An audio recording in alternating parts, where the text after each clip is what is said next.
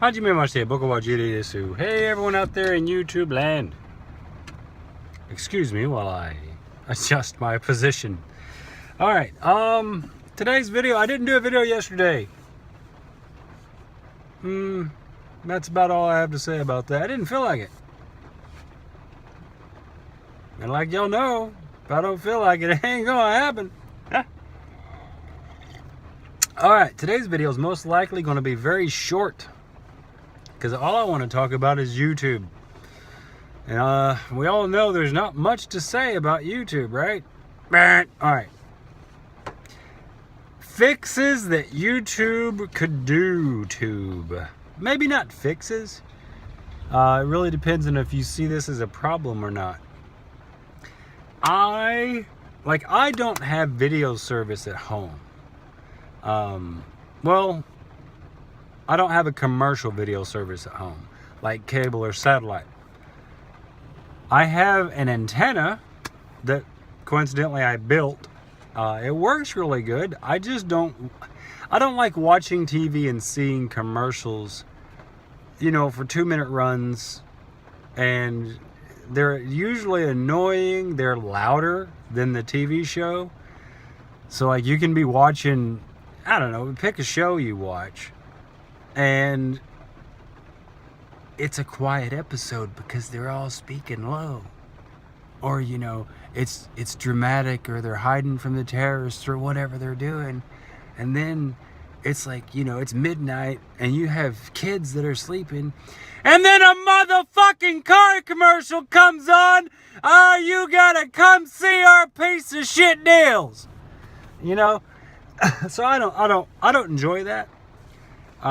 Even with smart sound control and smart volume, and what was the other one? Volume lock, and all these different features I've seen on different TVs, on different video boxes, like with cable providers.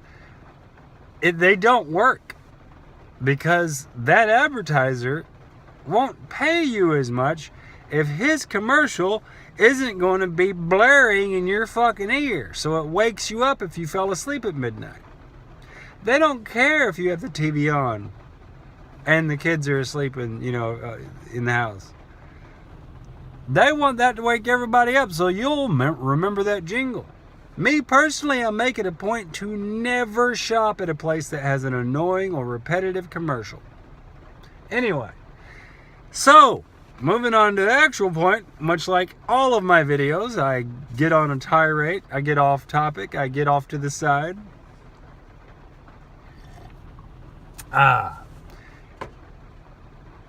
I watch YouTube, Netflix, HBO Go, stuff like that.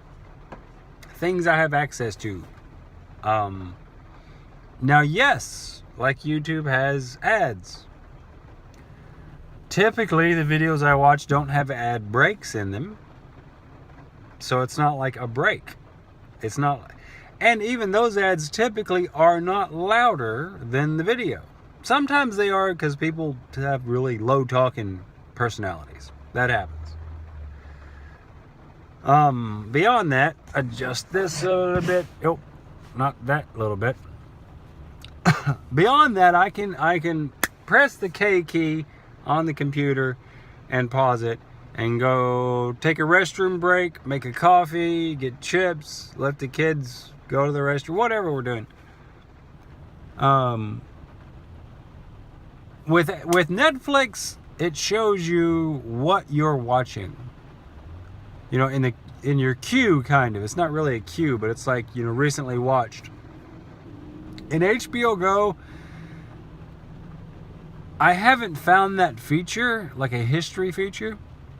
But if you find your way back, you search or whatever, back to a series, a mini-series or whatnot, then you'll pick up where you left off. It'll show you watch these. That's how I watched Westworld. And I watched it. I usually don't watch any decent series until after the season is over. That's another reason I don't like live TV. You have to wait either for next week or for half a year. yeah. So that's what YouTube needs. It needs, because I enjoy watching things on YouTube. But unless I remember, I mean, there is like this little blue bar that runs underneath the thumbnails now. And it's like, you know, you can continue watching this from when you left off.